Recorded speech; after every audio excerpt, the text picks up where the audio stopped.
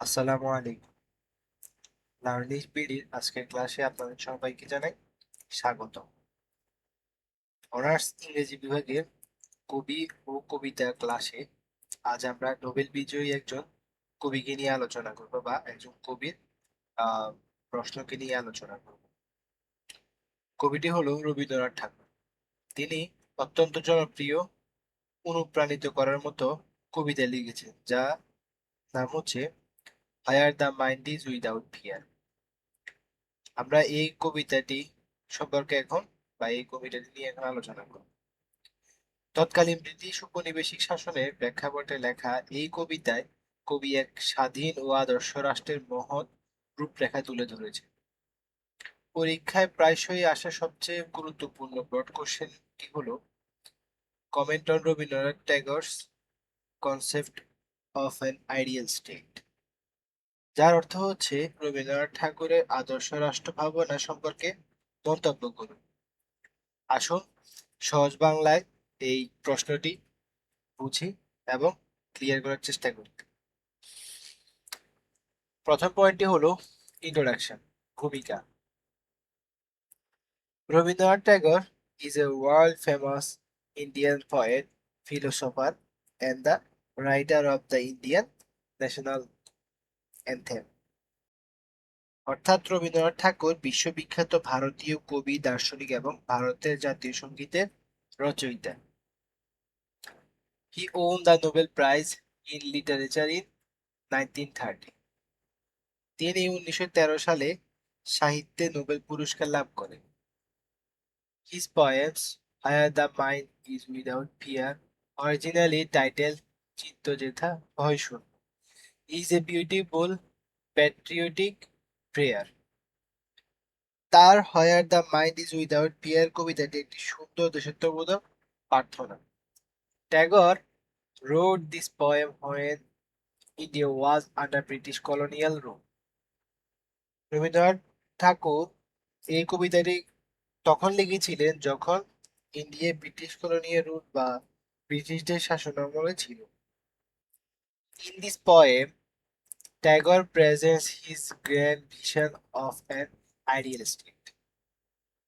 এই কবিতায় রবীন্দ্রনাথ ঠাকুর একটি আদর্শ রাষ্ট্রের মহৎ স্বপ্ন বা রূপরেখা তুলে ধরেছেন। For Tagore an ideal state is not just politically independent, it must be spiritually, intellectually and morally free। অর্থাৎ রবীন্দ্রনাথের কাছে একটি আদর্শ রাষ্ট্র শুধু রাজনৈতিকভাবে স্বাধীন হলেই হবে না, সেই রাষ্ট্রকে আধ্যাত্মিক, বুদ্ধিভিত্তিক ও নৈতিকভাবেও স্বাধীন হতে হবে। আমরা এই পয়েন্টটিতে পড়ে বুঝতে পেরেছি যে রবীন্দ্রনাথ এমন একটি আদর্শ রাষ্ট্রের স্বপ্ন দেখছেন যেখানে মানুষ ভয়মুক্ত মনে বাঁচবে, চিন্তা ও বিবেক স্বাধীনতা থাকবে এবং সমাজ হবে নৈতিক ও মানব। তার কাছে প্রকৃত স্বাধীনতা শুধু ব্রিটিশ শাসন থেকে মুক্তি নয়, বরং মানুষের মন, জ্ঞান, চিন্তা ও নৈতিকতার পূর্ণ স্বাধীনতাই হলো আদর্শ রাষ্ট্রের মূল ভিত্তি। তারপর পরবর্তী পয়েন্টটি হলো ফিয়ারলেসনেস এন্ড সেলফ রেসপেক্ট,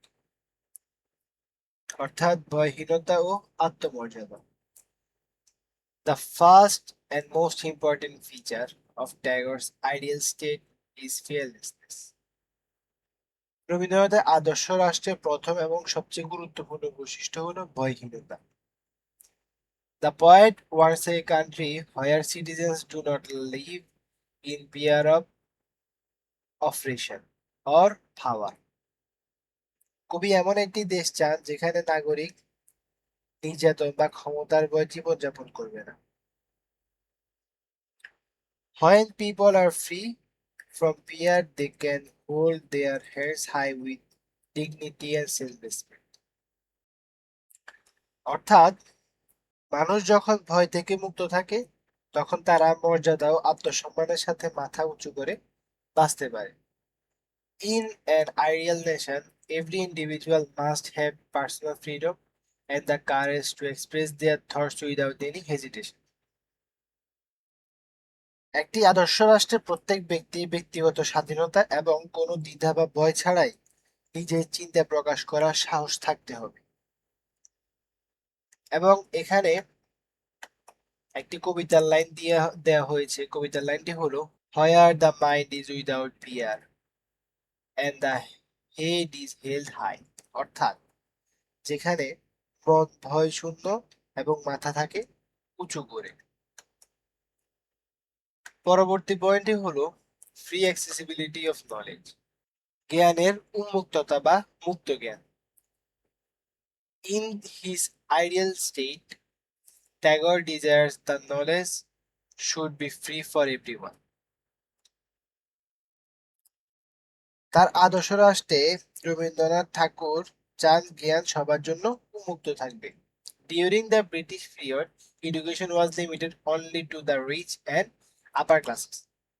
ব্রিটিশ শাসন আমলে শিক্ষা কেবল ধনী ও উচ্চ শ্রেণীর মানুষের মধ্যে সীমাবদ্ধ ছিল। Tagore strongly obsessed this inequality. Tagore এই বৈষম্যের তীব্র প্রতিবাদ করতেন। He believes that in a true democratic nation, education and knowledge should not be restricted by caste, creed or wealth. তিনি বিশ্বাস করেন একটি প্রকৃত গণতান্ত্রিক রাষ্ট্রে জাত, ধর্ম বা সম্পদের ভিত্তিতে শিক্ষা ও জ্ঞান সীমাবদ্ধ করা উচিত নয়। Every citizen, rich or poor, must have the right to acquire knowledge and enlighten their mind. অর্থাৎ ধনী গরিব প্রত্যেক নাগরিকের জ্ঞান অর্জন এবং নিজের মনকে আলোকিত করা অধিকার থাকতে হবে বা থাকা উচিত। এবং এখানে কন্ডিশনটি হলো হায়ার নলেজ ইজ ফ্রি, যেখানে জ্ঞান থাকে মুক্ত। তারপর আসি, আচ্ছা এখানে এই পয়েন্টটিতে মূলত আমরা যা বুঝেছি বিষয়টা আমরা যদি খণ্ডন করি, আমরা দেখতে পাবো রবীন্দ্রনাথ এমন একটি আদর্শ রাষ্ট্র চান যেখানে ধনী গরিব, জাত, ধর্ম বা সামাজিক অবস্থার মধ্যে বা পার্থক্যে কোনো আহ ঠাঁই হবে না। শিক্ষা ও জ্ঞান অর্জনের সমান সুযোগ পাবে সবাই। মানে শিক্ষা ও জ্ঞান অর্জনের ক্ষেত্রে এই ডিফারেন্সটা বা এই ভিন্নতা কোনো ঠাঁই পাবে না। জ্ঞান কোনো নির্দিষ্ট শ্রেণীর মানুষের সম্পত্তি হবে না, বরং জ্ঞানের আলো সবার মনকে আলোকিত করবে। এখন আসি পরবর্তী পয়েন্ট, ইউনিটি এন্ড ইউনিভার্সালিজম, ঐক্য এবং বিশ্বজনীনতা। Tagore envision a world that is united. Rabindranath এমন একটি ঐক্যবদ্ধ বিশ্বের কল্পনা করেন। He does not want his country to be divided into small groups based on religion, race, caste or supercaste. তিনি চান এমন না হোক যে তার দেশ ধর্ম, বর্ণ, জাত বা কুসংস্কারের ভিত্তিতে ছোট ছোট দলে বিভক্ত হয়ে যায়। The poet calls these divisions narrow domestic walls. এই কবি এই বিভাজনগুলোকে সংকীর্ণ অভ্যন্তরীণ দেয়াল বলে অভিহিত করেন।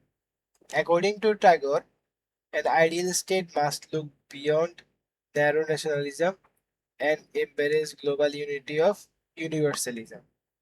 অর্থাৎ রবীন্দ্রনাথের মতে একটি আদর্শ রাষ্ট্রকে সংকীর্ণ জাতীয়তাবাদে ঊর্ধ্বে উঠে বিশ্বৈক্য ও বিশ্বজনীনতাকে গ্রহণ করতে হবে।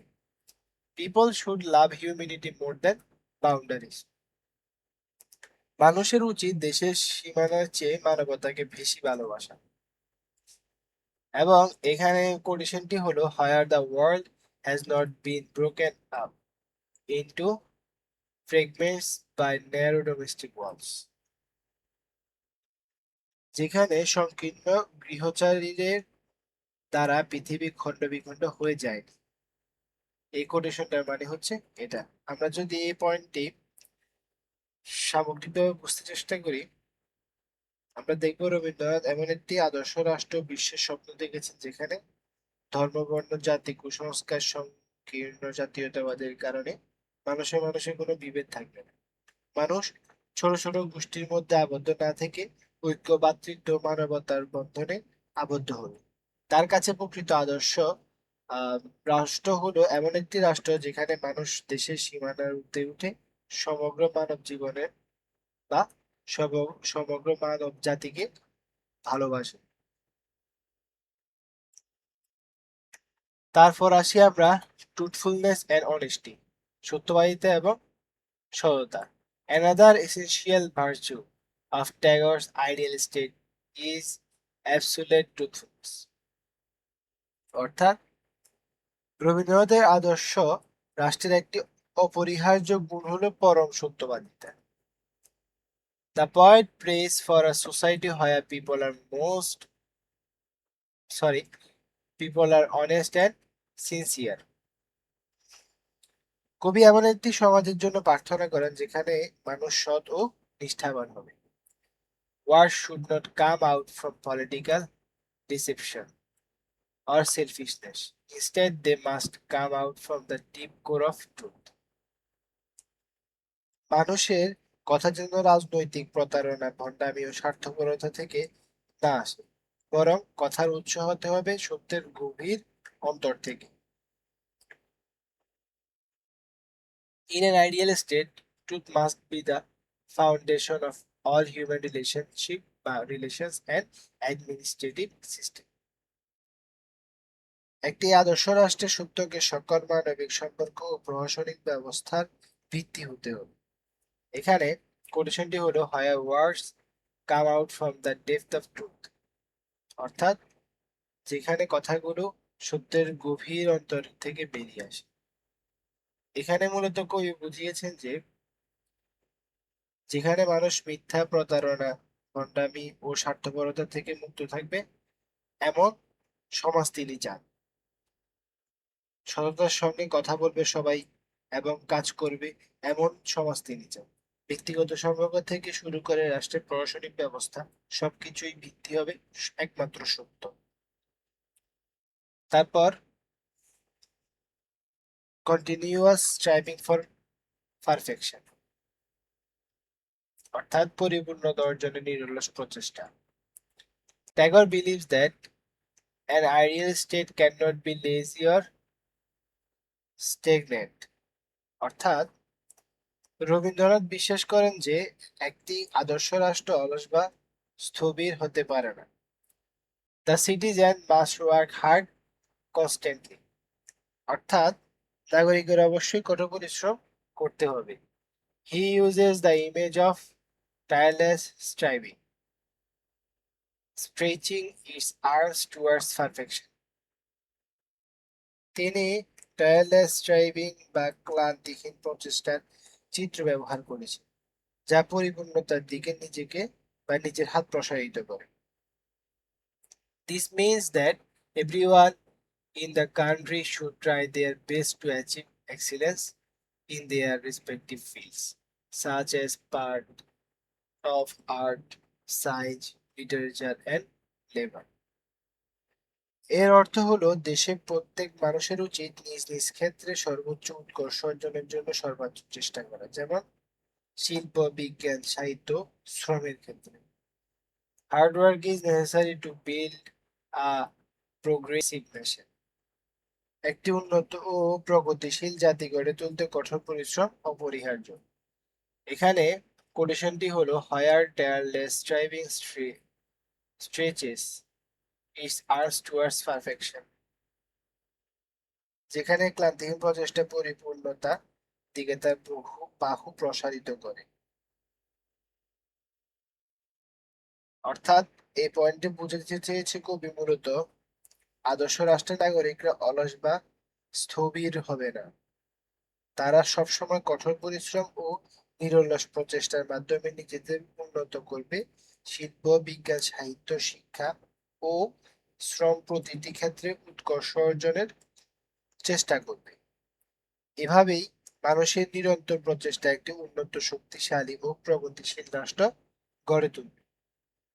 তারপর আসি আমরা 7 number point, victory of reason over superstition, কুসংস্কারের বিরুদ্ধে যুক্তির জয়। The poet strongly advocates for rational thinking. He compares reason to a clear stream and blind superstition to a dreary desert. অর্থাৎ কবি যুক্তিপূর্ণ চিন্তার জোরালো সমর্থন করেন। তিনি যুক্তিকে স্বচ্ছ ঝর্ণা এবং অন্ধ কুসংস্কারকে নিরানন্দ মরুভূমির সঙ্গে তুলনা করেছেন। Tagore warns that a nation loses its direction if it follows old dead habits, useless rituals, and blind tradition. Rabindranath সতর্ক করেছেন যে কোনো জাতি যদি পুরনো মৃত অভ্যাস, অর্থহীন আচার অনুষ্ঠান এবং অন্ধপ্রথা অনুসরণ করে তাহলে সে তার সঠিক পথ হারিয়ে ফেলবে। In an ideal state, people must guide their lives through logic, science, and often mindset rather than outdated beliefs. অর্থাৎ একটি আদর্শ রাষ্ট্রের মানুষকে পুরনো ও অচল বিশ্বাসের পরিবর্তে যুক্তি, বিজ্ঞান ও উদার চিন্তার মাধ্যমে জীবন পরিচালনা করতে হবে। এবং এখানে কন্ডিশনটি হলো where the clear stream of reason has not lost its way into the dreary desert sand of dead habit. অর্থাৎ যেখানে যুক্তি স্বচ্ছ ধারার মৃত অভ্যাসে নিরানন্দ মরুভূমির বালিতে তার পথ হারায়। এখানে মূলত বুঝিয়েছেন কবি যে আদর্শ রাষ্ট্রে মানুষ অন্ধ কুসংস্কার, অচল প্রথা এবং অর্থহীন আচার অনুষ্ঠানের দ্বারা পরিচালিত হবে না। তারা যুক্তি, বিজ্ঞান, জ্ঞান ও মুক্ত চিন্তার মাধ্যমে জীবনে নিজের জীবনের পরিচালনা করবে। তার কাছে যুক্তি হলো স্বচ্ছ ঝর্ণার মতো, যা মানুষকে সঠিক পথে এগিয়ে নেয়, বা কুসংস্কার হলো মৃত মানুষের বা মৃত অভ্যাসের মরুভূমি, যা জাতির অগ্রগতিকে থামিয়ে দেয়। তারপর আমরা আসি 8 নম্বর point, spiritual freedom and divine guidance. Finally, Tagore leaves the progress of his ideal state in the hands of God. অর্থাৎ সবশেষে রবীন্দ্রনাথ তার আদর্শ রাষ্ট্রের অগ্রগতিকে ঈশ্বরের হাতে সমর্পণ করেন। He wants the minds of the citizens to be led forward by divine guidance into ever-waiting thoughts and action. তিনি চান নাগরিকদের মন ঐশ্বরিক নির্দেশনার ক্রমশ বিস্তৃত চিন্তা ও কর্মের দিকে এগিয়ে যায়। An ideal state is like a heaven of freedom. একটি আদর্শ রাষ্ট্র একটি আদর্শ রাষ্ট্র হলো স্বাধীনতার স্বর্গের মতো। It is a place where physical freedom joins with spiritual awakening under the blessing of the Almighty. এটি এমন একটি স্থান যেখানে সর্বশক্তিমান ঈশ্বরের আশীর্বাদে বাহ্যিক স্বাধীনতার সঙ্গে আধ্যাত্মিক জাগরণও যুক্ত হয়। এবং এখানে কন্ডিশনটি হলো into that heaven of freedom my father let my country awake. হে আমার পিতা, সেই স্বাধীনতার স্বর্গে আমার দেশকে জাগ্রত করো। তারপর আসি আমরা লাস্ট পয়েন্ট, কনক্লুশন। কনক্লুশন বলা হচ্ছে, to conclude, Rabindranath Tagore's concept of an ideal state is highly philosophical, universal, and timeless. It is not just a political demand for freedom from British rule, but a spiritual prayer for the moral development of humanity. অর্থাৎ শেষে বলা যায় রবীন্দ্রনাথের আদর্শের রাষ্ট্রে ধারণা অত্যন্ত দার্শনিক, সার্বজনীন এবং কালজয়ী। এটি শুধু ব্রিটিশ শাসন থেকে রাজনৈতিক স্বাধীনতার দাবি নয়, বরং সমগ্র মানব জাতির নৈতিক উন্নতির জন্য একটি আধ্যাত্মিক প্রার্থনা। By emphasizing fearlessness, free knowledge, truth, reason, and unity, Tagore provides a global blueprint for a perfect society. Therefore, the poem remains a powerful, inspiration for any nation striving to become a true ideal state. অর্থাৎ ভয়হীনতা মুক্ত জ্ঞান, সত্য, যুক্তি ও ঐক্যের উপর গুরুত্ব দিয়ে রবীন্দ্রনাথ একটি আদর্শ সমাজের বৈশ্বিক রূপরেখা প্রদান করেছে। তাই সত্যিকারের আদর্শ রাষ্ট্রে পরিণত হতে চাওয়া যে কোনো জাতির জন্য এই কবিতাটি আজও একটি শক্তিশালী অনুপ্রেরণা হয়ে থাকবে। শেষে আমরা এতটুকু বুঝতে পারলাম যে কবি আদর্শ রাষ্ট্রের যে সংজ্ঞাটা দিয়েছে এটা এমন যে একটি রাষ্ট্র যেখানে মানুষ ভয়মুক্ত, জ্ঞান অর্জনে স্বাধীনতা, সত্যবাদী, যুক্তিবাদী এবং ঐক্যবদ্ধ হবে। একটি শুধু রাজনৈতিক স্বাধীনতার কথা বলে না, বরং মানুষের নৈতিক ও আধ্যাত্মিক উন্নতির কথাও বলে। তাই where the mind is without fear শুধু একটি দেশপ্রেমিক কবিতা নয়, বরং একটি সুন্দর আদর্শ সমাজ গঠনের সার্বজনীন গল্প। তো আশা করি ক্লাসটি থেকে আপনারা খুব সহজে রবীন্দ্রনাথ ঠাকুরের কি চেয়েছে বা তার চিন্তাধারা কি তা বুঝতে পেরেছেন। যদি এই প্রশ্নটি বা এই নোটটি যদি আপনার উপকারে আসে তাহলে খাতায় লিখে শিখে রাখতে পারেন। ভবিষ্যতে পরীক্ষার জন্য খুব প্রয়োজনীয় একটি প্রশ্ন হিসেবে এটি আমরা সিলেক্ট করেছি। ভিডিও ভালো লাগলে লাইক ও শেয়ার করবেন, এবং যদি সামনে এমন আরো ভালো ভালো পরীক্ষা বান্ধব প্রশ্ন বা উত্তর পেতে চান তাহলে লার্নিং বিডির সাথে পথ চলা শুরু করতে পারেন। ধন্যবাদ।